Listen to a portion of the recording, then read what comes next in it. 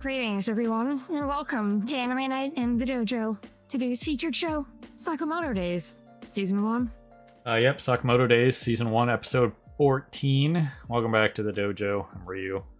That's Age. We're back for more Anime Night in the dojo. And, well, last week, Osaragi won a fight after her Mjolnir got, thrown halfway across the map, and they conveniently showed up next to it after, that one guy tried to pick it up and failed miserably. So it was a very heavy briefcase. Also, Lou unlocked her, maybe not her final form, but probably the form that, Triad Drunk, which is a super serious drunk mode. So... Serious series drunk. Yeah, serious series drunk.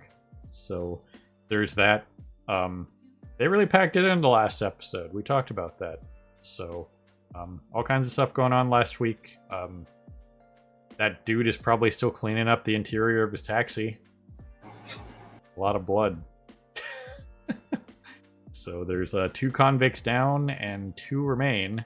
And we got left on the whole totally not Sakamoto's wife and the guy that turns people into meatballs. The Crusher guys showed up at the convenience store, and a part is AWOL. Yeah, because he mad. He also put our favorite scrap pile into another scrap pile. So all kinds of stuff was going on. So it's it should be interesting to see where this goes, but we're pretty sure that that's Nagumo posing as Sakamoto. I'm 95% certain it's him. Or bare minimum, he's in the store somewhere. He's around. Yeah, the most likely case is it's Nagumo. And if it isn't Nagumo, then it's going to be a case of Sakamoto's right behind me, isn't he? Right, yeah. Because, it's one of those whole things of I brought up a lot of our Archer jokes recently with some of this stuff. It's like, you guys remember when Archer turned his dial from quarter ass to full ass? Or no, he turned it from quarter ass to quadruple ass. So it was like a 1600% multiplier on how much he cared because his family was now his daughter was now in danger. Same thing could be said for Sakamoto and his family. So it's just one of those things. But once again, though, most likely thing is that it is Nagumo, and that Sakamoto is going to get stuck against a part because it seems like him and Heisuke are tailing someone. Right. So, either way, I'm just glad we're done with Shield Hero for the week. I got to do that now for me pose for my my new profile picture, and that's just going to be my resting face for a while. It's just like the now for me, just kind of like, I don't want to be here. It's the opposite of the thinker, right? So, either way, lots of stuff going on. Should be interesting. Maybe we'll get some more on Slur at some point here in the next couple episodes. That kind of thing. Maybe more on the big, the older katana wielding order member. Stuff like that. So. Yeah. Once again, this whole thing is apparently a ploy by Slur to do something. Which the most likely thing is he's either trying to break into an association facility that he needs the order busy for, or he's trying to assassinate one of the order members himself. Right. And the most likely candidate would be the old guy. Yep, that's something we talked about last week too. So it'll be interesting to see what comes to pass. So we're going to go ahead, push some buttons, and get going here. So people on Patreon will set up the timer stuff for you guys, and people on YouTube, we will see you on the other side of the edit for the review and discussion. So, here goes some. Well, alrighty then. There you have it.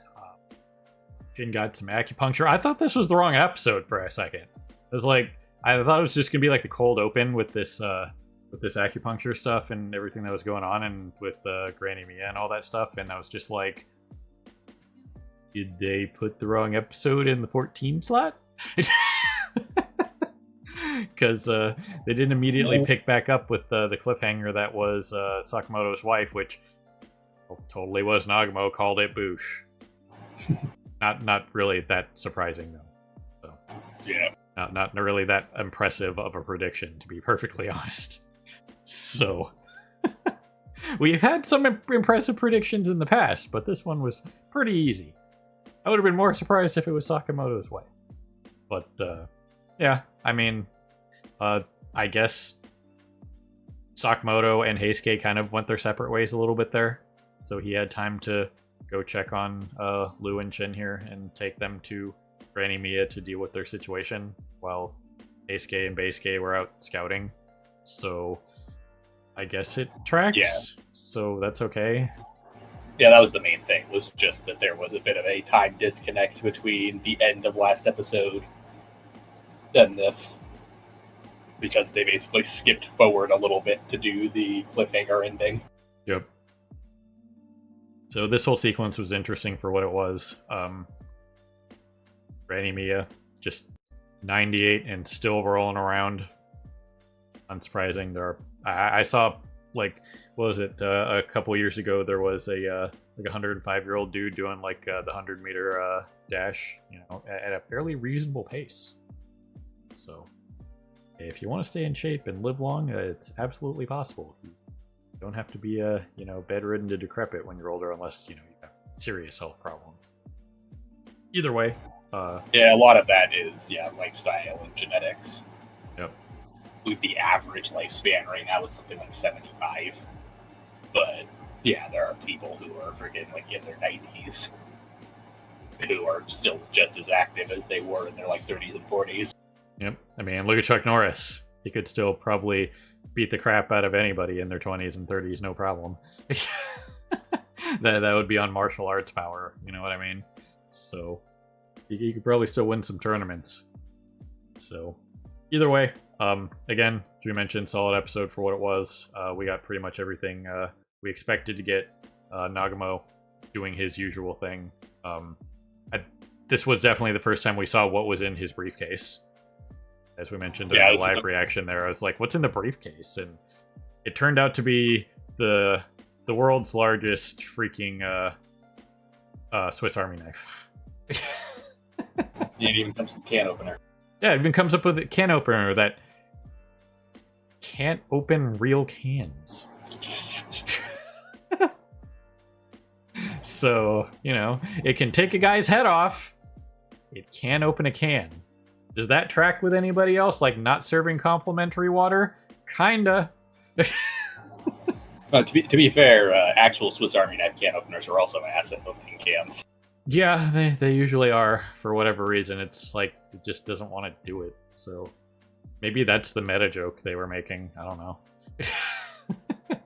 But it does have 6 functions, and one of them is the classic can opener. So at some point, maybe we'll see the other options because he carries around the dice. So yeah, this dude was definitely completely out of his league in every sense of the word. So yes, he's kind of like that guy that's like fun at parties for his like parlor tricks of crushing stuff, but when it comes to actual combat, he is.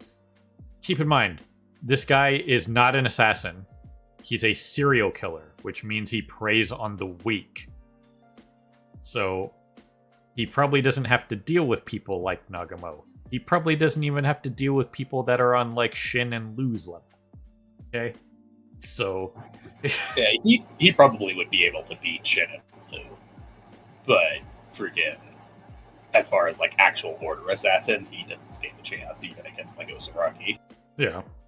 So that's just one of the things you always got to keep in mind is these people were serial killers and they were always preying on the weak and never, probably very, very rarely had any actual semblance of a fight.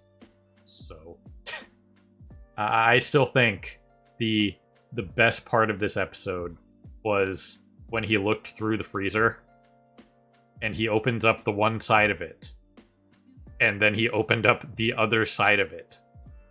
You know what I mean? Because it was just one of those horizontal freezers where you open up and it has like ice cream or whatever it is in it. You slide it left or right, and it opens either the access to the left or right side of the box. And you can still see into the other side of the box. but he slid it to the other side, like Nagamo was going to be in the other side, and it was just like that random like attention to weird detail was just there, and it was just my kind of hilarious. So speaking of hilarious, we brought back this kid and the grandma, and they were just like, yeah, it's just, he's doing his thing, just ignoring the life or death struggle inside the store, and the grandma is like, yeah, it's lively in there. I mean, she's not wrong. It is lively in there. So Yeah. it's just kind of one of those things where we mentioned that's kind of like the John Wick verse, where people are probably just used to it and they kind of just ignore it, and just it's nothing they can really do about it. So what else are you gonna do? You know what I mean? Yeah. It's just stuff that occurs, and there's absolutely nothing you can do about it. You guys think he had any kind of weird search history? He's the kind of guy that kept a receipt from a fast food place. So unless you're getting like a petty cash reimbursement from your, office job, why are you keeping a receipt for your freaking fast food? Just saying. But either way, this definitely showed how outclassed they were just across the board in general. The closest fight probably being Shin and Liu versus Saw. So Yeah. Osaragi had Dumb completely outclassed, just across the board, even if she is like the newest and like weakest member of the order.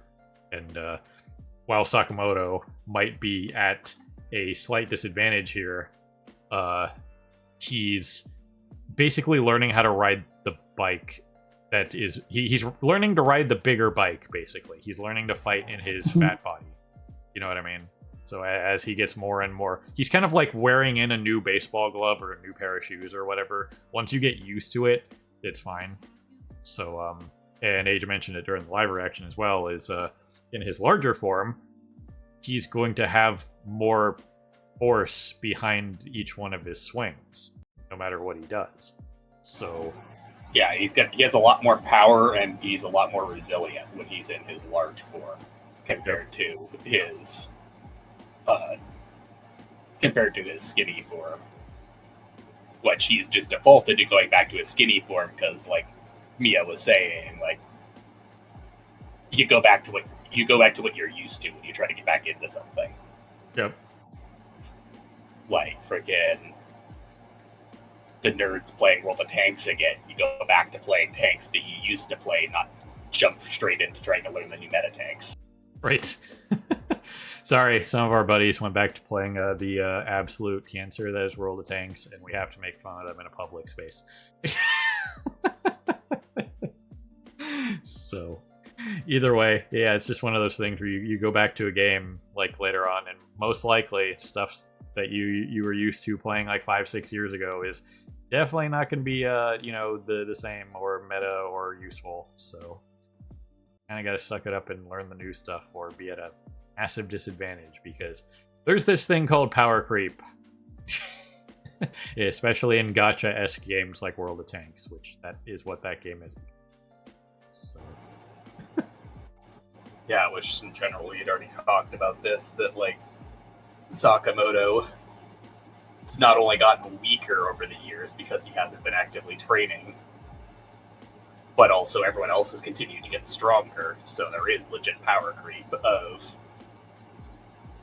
not only is he nowhere near as strong as he used to be, as strong as he used to be isn't even the top anymore.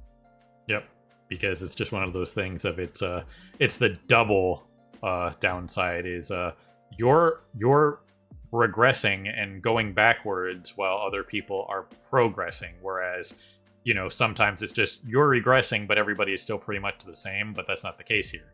You're regressing and they're progressing, so it's just the double effect of it's twice as bad. You know what I mean? If you were just regressing, you know what I mean, then it wouldn't be as bad, because if like everybody was at like a power limit and you were like the top, you'd be slowly getting closer to where they're at. But since they're also still improving, you're falling farther behind, as opposed to just slowly getting back down to their level again. So It's that double whammy effect of they're still progressing because they haven't hit their cap, and you're regressing. So it's, again, twice as bad. So Yeah, that was the big part of what Mia was basically saying here of like, if you're just trying to do what you used to do, it's not going to work anymore. He needs to actually basically figure out a new way to catch up. And the way she's trying to get him to figure out how to catch up is to basically play both sides of his physicality rather than just always trying to go back to his old style. Actually use the fact that he basically has two forms to his advantage. Right. And you can absolutely use both of his forms to his advantage in multiple different factors here. So, being the big, tough tank guy or the fast, agile powerhouse kind of deal still. But being big still has its advantages, especially for this. I welcome anybody to watch a Kevin Owens match. WWE. Basically the same thing. He's like the best example of that. So, anyway, interesting situation. We are down to one convict left. Well, the Order people are probably going to be really disappointed that they technically got two, right? Because the guy got Saw in the taxi. So they technically got the killing blow on two of them. They got the killing blow on three. Because they didn't beat Saw, but they killed Saw. Yeah. Osaragi beat Dump, and then Nagano beat the Crusher guy. Right, fair enough. Yeah, right, yeah.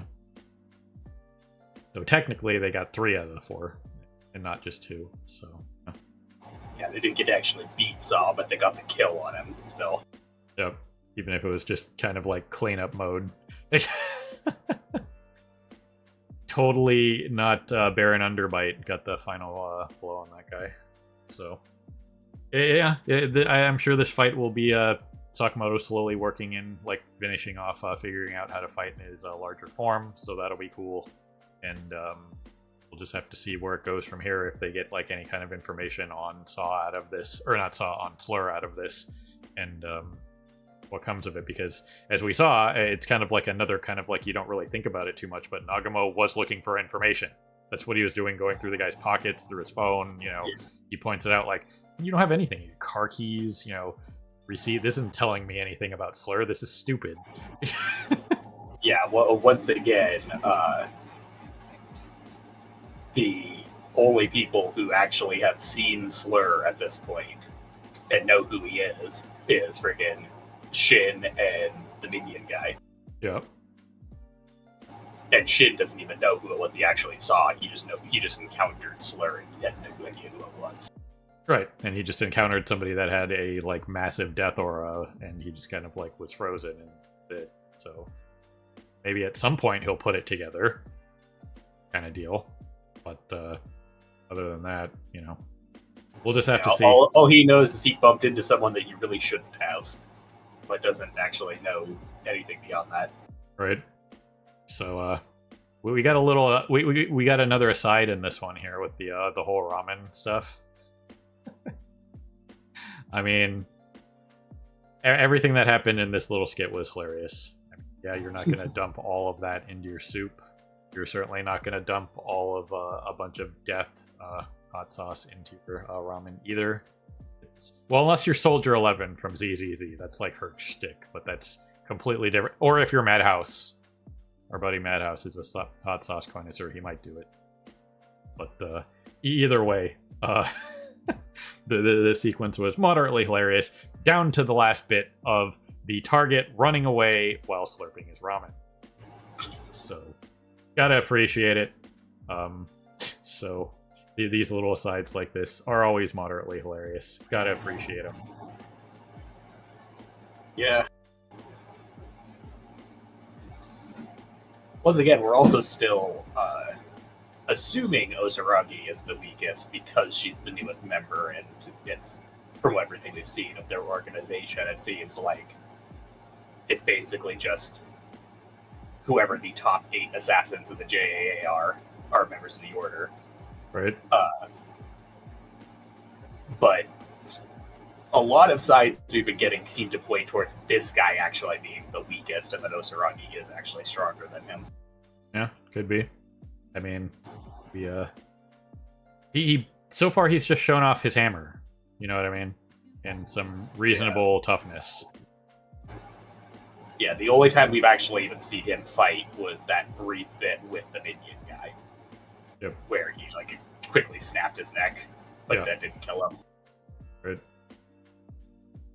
So either way, another solid episode with a side of hilarity here, and well, it'll be interesting to see how Sakamoto switches between forms in the future, because that seems like what they're going to be setting up is you know, we'll have like tank mode and slim mode as like options, because you want both of them to be viable, so you're not like scrambling to be like, oh man, the fight is serious, so I have to go into my slim form. You kind of want it as just an option, not a necessity kind of deal. Yeah, it just depends on the opponent. Like in this case, with a part, him being in the tank mode where the wires can't cut him is far better than just trying to outspeed him. Right. Last thing I will say personally is I don't think Nagamo is getting Employee of the Month. Just saying. So, you got anything else, Age? Yeah, just once again, that whole fight was just a situation of very much a situation of bad matchup. Like, even though Saragi probably would have beat the Crusher guy, because from what we've seen, she's actually even stronger than he is physically. But the biggest thing there was the fact that he got stuck up against Nagamo, which it doesn't matter how physically strong you are if you can't hit the guy. Which, everything we've seen, Nagamo's like one of the fastest characters in the series at the moment. Plus, he has his perception manipulation shenanigans, where friggin' you don't even know if what you're seeing is actually him. Right. He even pulled the reflection trick on the guy by looking like him in the not mirror. So he pulled the reflection trick, and then he also did the disappearing dice of just like, oh, you think I'm holding the dice, but actually I already stuck it in your mouth and you just couldn't see it. Yep. So either way, another solid episode. I'm enjoying this. At some point, I'm sure before the end of the season, we'll get more on Slur, and probably more treacherous villains, like more comparable to like the power levels of the Order characters and stuff like that. Because once again, these guys, not this guy with the afro, he's just like some random target guy that's not probably very important. But the four convicts were mostly people who preyed on the weak, and that kind of caps their power level, because it's not like they're fighting top-notch targets and stuff like that and need to be at a higher power scaling kind of thing. So yeah, no, the convicts were considered to be a high priority because of the fact that they pose such a big threat to the public, but they themselves weren't actually a significant threat to the Order. Yep. Even though they thought very highly of themselves, obviously. They wanted S-Class. Well, they got S-Class, and we all saw what happened when they went up against Nagamo. So if you can't hit your target, your power is meaningless. So anyway, ladies and gentlemen, people of YouTube, beyond however you're watching, we always appreciate you stopping by and hanging with us here in the dojo for more Anime Night in the Dojo. And this was Sakamoto Days, Season 1, Episode 14. I believe I mentioned this at the beginning, but just in case I didn't, again, the along with the description for the timer-based stuff will be down there in the description still, but I'm also going to be putting it in the first pinned comment once the video releases, whenever I can, because once again, I'm either not awake most of the time when these videos release, or I'm not home, so I can't immediately go put a pinned comment in, but it will be there for people that, you know, are having the description problem, and because the platform is being dumb. So I'll have it in two places for people so that they can have multiple ways to get to the Patreon link. So anyway, have a good morning, evening, afternoon, whatever it is for you. Have a good one. See you next time. Hey everyone, Victoria here. If you enjoyed the video, please consider pushing those like and subscribe buttons. Your support is greatly appreciated. Thanks again for your time, and we hope to see you again in the future.